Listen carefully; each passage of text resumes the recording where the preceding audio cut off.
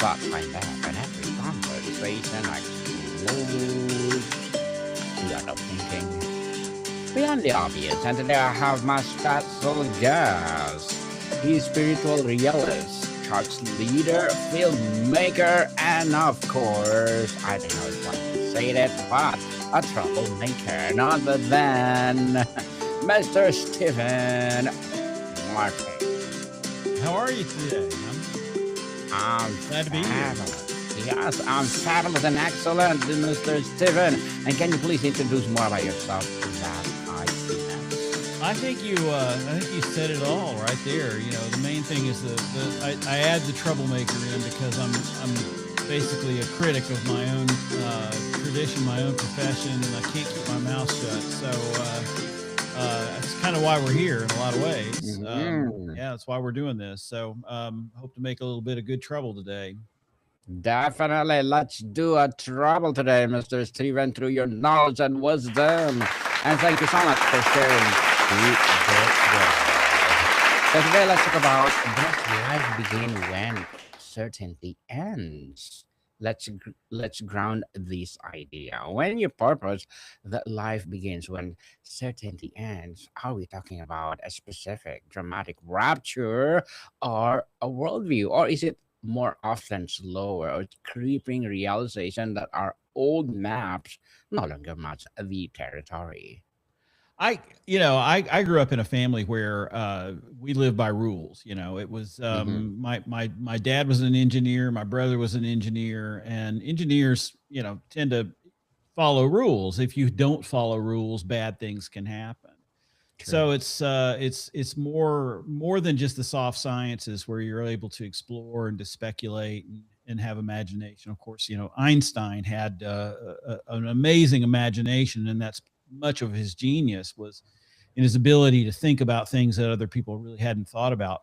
In engineering, that's not what you do. In engineering, you keep it very very close, and you don't mess up. And therefore, when I was growing up, there was a right way and a wrong way, and that just in my mind applied to everything. Everything had a right way and a wrong way, and the people who were doing it the wrong way were either evil or stupid. And that's the kind of atmosphere that I grew up in. And we can talk a lot today. I don't want to give it all away, but man, there were some things that happened in my life that really shook that foundation. And I'm glad it did, because what I've learned at this ripe old age of 62 is that there's, there are fewer and fewer answers. There are fewer and fewer right ways out there, and everything gets blurry. And I can talk about what led me to those conclusions. Yes, so it happened for a reason, as they said. So, what are the hallmarks of the certainty that needs to end? Is it the rigid belief system, false sense of security in our roles, or simply illusion of control over our narrative? Yeah, I think we have an illusion of control. I think that's the big one, for me at least. And I think that what happens is that if we grow up in an atmosphere like I did, where questions weren't really, a regular part of life, it was more about following rules and following the right way. When one becomes a religious person, as I did in my high school years, then that kind of means that you maybe there's a way of living that's going to make it all work out for you a little bit better than if you didn't. Maybe that's going to happen in the afterlife. Maybe that's going to happen in the way we enjoy blessings today. If I do terrible things and bad things and cause harm in the world, then that's going to come back on me in some way, maybe in this life, definitely in the next life. um and so I think, just as a way of getting through it all, we try to do it right. We try to follow rules in order that things will work out well. And you know what, I think every single one of us hits a point in life where we realize that does not work. That cannot work anymore. And we have to find a new way. For me, it was my divorce. And that's a point with which everything broke down. There's a few things before that, but that's where it really, really fell apart. Mr. Stephen, for many, the end of a certainty feels like death of a plan or identity or a relationship. How do we distinguish between a catastrophic ending and the painful, necessary beginning your premise suggests? Well, I think the main thing is that when our carefully constructed life falls apart, and when it becomes obvious that we've built our lives on a foundation that wasn't as solid as we thought, we still have to keep living. I mean, we could take our lives, but it's not an option for me, never was. Um, I never have felt like it was okay to throw in the towel, to just quit at any point. And so we have to keep going. And you wake up, you have a catastrophic problem, something that happens that just breaks it all down. And you wake up the next morning and you say, well, what am I going to do now? Am I going to stay in this place where I just don't understand which way is up? Am I going to live the rest of my life that way, or am I going to do something about it? And for me, I looked upon my divorce as a absolutely terrible, catastrophic event in which everything that I knew, everything that I thought I knew, fell apart and broke apart. But then I woke up the next morning and I said, okay, well, this is the personal growth opportunity of a lifetime. And I'm going to do whatever it takes to grow through this, to learn from it, and to improve myself so that I can do better the next time around. Definitely be better in the space after certainty crumbles before a new life has begun. What is actually happening? Is this a period of necessary disintegration or fertile chaos, or is it simply a terrifying void we must endure? It can be all of those things. It can be all of those things. One of my great influences in my Christian life is Saint John of the Cross, a mystic in Spain in the 14th, 15th century, who coined this phrase that's very popular in English, the dark night of the soul, in which he was imprisoned, he was tortured, he was and basically all for his faith, and for the way he expressed his faith, and he in prison realized that this place of emptiness, of void, of completely being devoid of any answers, is actually the place where the divine comes to you most clearly. And sometimes this is the tricky part. The light of God, according to St. John of the Cross, the light of God is so bright and so otherworldly and so different from the light that we know and understand, that it appears as darkness to us. And that's really been an interesting idea to ponder through all my life and all of the phases of my life, but especially in times where I felt like, the old rules were breaking apart.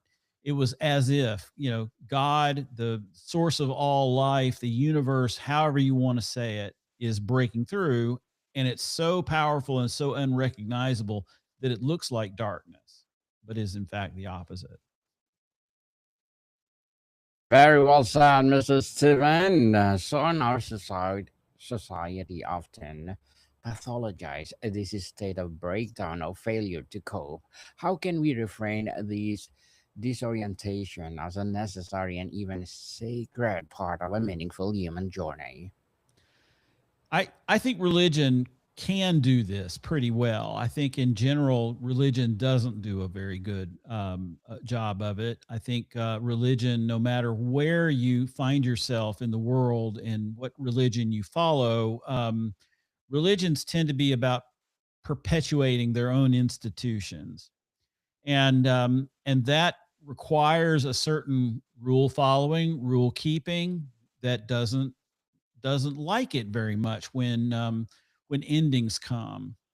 But it is precisely within the language of those religions that contains the answer to all this. In other words, I think in my tradition, the Christian tradition, we have over the centuries taken the story of a man who, and this we're talking about Jesus, who lived a certain kind of life, and it was, as best I can tell from the way I read the Gospels, he fought against the empire. He fought against religious leaders. He fought against structures that that kept order but left God out.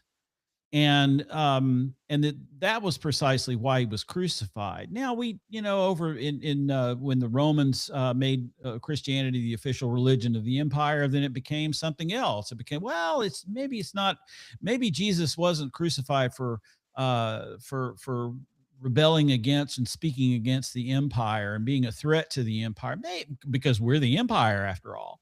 Maybe it's about something else. Maybe it's about our personal sin before God, and God's righteousness needing a sacrifice. I mean, we come up with all these kind of convoluted kinds of ideas in order to make it fit. But at the essence of Christian faith is this idea that you have to die to experience life again. And that takes all kinds of that's interpreted as death in this life to life in heaven and in eternity. But it's also, I think, interpreted as all the failures, all the things that we experience in this life that are that feel like brokenness, that feel like death. They are actually available to if we even if we don't seize the opportunity, but if we seize the opportunity, we experience something brand new. And it is really, for me, where in the times of my life where I've been able to set aside reason and certainty, that I've been able to find a greater, deeper, more powerful truth. And that's happened in a lot of different ways. I don't think that's unique to Christian teaching. I think that's part of all of the wise traditions of the world. Mr. Steven, let's talk about the mechanics of beginning, how life emerged from the unknown. Once we are in the uncharted territory, what are the first fragile signs that a new kind of life is starting to steer? Is it a new question, a small act of courage, or a shift in what we notice? I think it's that that morning when we wake up after it's all broken, it's all fallen apart, and we decide and we see that, I don't really have a chance to. I don't have the opportunity to just wallow in my misery, but I need to get going again. I think the amazing thing is that we start to see changes take place around us according to this new shift. I think that's the most interesting part of it. It's in seeing things work out in ways that they shouldn't work out. It's in seeing things happen. Maybe it's a phone call from a person you haven't heard from in for in a in years, and yet they have exactly the thing that you need to hear when they call. Maybe it's a person that you hadn't heard from forever that has a business opportunity for you that's ripe for the taking. There, it is absolutely amazing to me, and I've seen this a thousand times or more, or tens of thousands of times. Whereas that those moments where you feel like you've just lost it all and you've come to the end and you've lost everything that you thought was certain and thought was the way it should go, then you see the universe pick up and provide for you the things that you need to take those next steps. And that's the proof of it to me. It's not just a feeling, because I don't really have good feelings in those moments where everything's falling apart. It's not okay, well, gee, this is all going to work out. It's just seeing one after another how things happen that turn your future around. And I've seen it so many times. I don't even I'm not even amazed by it anymore. It's just the ground that I walk on. I expect terrific things to happen in those moments where it feels like everything is broken down and fallen apart. Mr. Steven, the catalyst and the application where these shows up. We often see these patterns in creative acts, the blank page, the silent studio, or the real realms of a pure uncertainty. How does the artist's journey from void to creation mirror these largest life principle? Um, I am probably influenced most in my life by the things I learned when I was in music school as a college student, and I learned to play jazz music, traditional jazz from the 1950s primarily. And one of the things that I learned in that was, of course, there are rules, there are certain there's a tradition that you rely upon, but you don't ever repeat what you played last night. If you really played well, if you really improvised and made people connect with the music that is in your soul, um, the temptation is to go back and try it again tomorrow night, right? The temptation is to do that again so that you get the same kind of accolades and build upon it. I think in jazz, especially during a certain period of jazz music, in the middle of the 20th century, it was really about, if you have a success, if you have something that feels like you were really doing it right, set it aside, cast it aside completely, um, try something new, and see if you can do it again. And sometimes you don't. Sometimes it fails. Sometimes it doesn't work. Sometimes it does. I was always amazed by Miles Davis, who in this just so many seminal jazz albums in the mid century to mid 20th century, comes out with Kind of Blue, which I think everybody recognizes as just one of the great classic, perfect jazz albums of all time. Very innovative. What if Davis had gone, "Hey, I finally got it, man. I did it. I got the right sound I'm looking for. I'm just going to do this record and this record and this record and this record in the same style." Um, it would have been, I think, according to the ethic of that form of art, it would have been a failure, because he would not have been continuing to innovate. And it's innovation and growth that is really the deepest longing of the human soul. And so he didn't do that. He cast aside. He said, "Okay, I've done that. I'm going to do something different this time." And maybe it was great. Maybe it was inaccessible to a lot of people. Who knows? It's what he did, though, and it's what he had this singular focus on improvement and on connection to the greater human spirit that could not be contained in one approach to finding that. And that's where I take a lot of inspiration.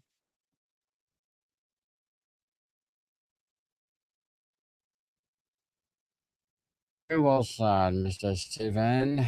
And this feels deeply relevant to our current global movement: climate change, political shift, technological disruption on a collective level. How do we navigate the end of a societal certainties to birth more viable future? That's the big question, isn't it? That's the question that I hope my life has prepared me for. Um, Here's the threat that's out there that most people don't think about. Um, when we talk about climate change, we're talking about something that's slow and gradual. Oh well, it might not be something I have to worry about in my lifetime, or maybe my kid's lifetime, but it's just so far out there, and we don't really know what's going to happen. I mean, I hear that a lot. Um, let's talk about the number of satellites in orbit right now, and that everything that we do, this podcast right now, that is being communicated by satellites in some manner in space infrastructure. there's this thing called the Kessler syndrome, which is almost an inevitability where one satellite crashes into another, creates a debris field, and then that debris field spreads and spreads and spreads until all of the satellites, all the spacecraft in a certain orbital path around the Earth are destroyed. And that means our one day we wake up and our cell phones don't work. One day we wake up and our grocery stores are barren because the supply chain, the electronics that coordinate the supply chain are broken. We saw some of that during COVID. um, there is a possibility looming there that one day we'll wake up and everything that we built our society on is gone. It is over. It is not coming back. And that's the thing about this problem in space, is that once that's happened, it'll be decades before you can even put another spacecraft up into that orbit. So it's a I'm not saying that's going to happen immediately. I'm not saying we need to just suddenly, be prepared for it, but it is yet another example of how everything can change tomorrow. Everything. And resilience then is probably the deepest and most powerful value we can have. Resilience. How are we going to survive something like that? Well, I think that one thing we can do is that we make sure that we are in good relationships with our neighbors, and that we can rely upon the people around us as much as possible, as is humanly possible, and that they can rely on us. We have to be prepared to find new ways of living and entertaining ourselves and feeding ourselves. We have to be ready to do that. And I think that's work that happens in our soul. I don't think that's necessarily something that planning can really do for us. I think that's something we need to be ready to do, to focus on things like how we love our neighbors, how we care for people around us, because it's in doing that's ultimately going to come back on us. And if it doesn't come back on us, it maybe serves a greater purpose in being able to assist people that frankly might need to live on more than I do. So I think that's the kind of thing that we need to focus on is resilience and love and care for how, just being open to the people around us, which is, it's kind of at least in my home right now where I am, it's kind of, there's a lot of division and a lot of mistrust. So we need to work on that.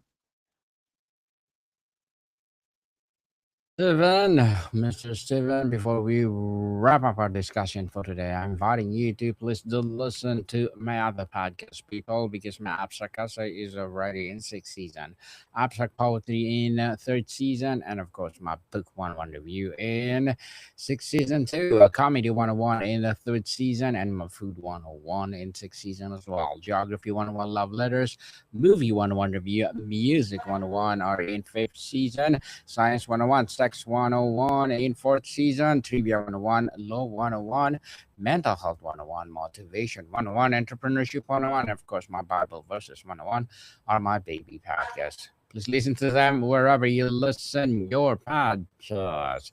So, Mr. Steven, finally, to bring it home, if life truly begins at the end of our certainty, how might we start to relate to our daily doubts, small failures, and unanswered questions, not as enemies, but as a quiet invitations to live more fully? Take inventory of those things in your life that are ending. Take inventory of those things that don't make sense anymore. Take inventory and count those things that are that we realize we are stuck and we can't grow anymore, and face them and start looking around for ways that the universe is coming in to show you something different, and be open to it.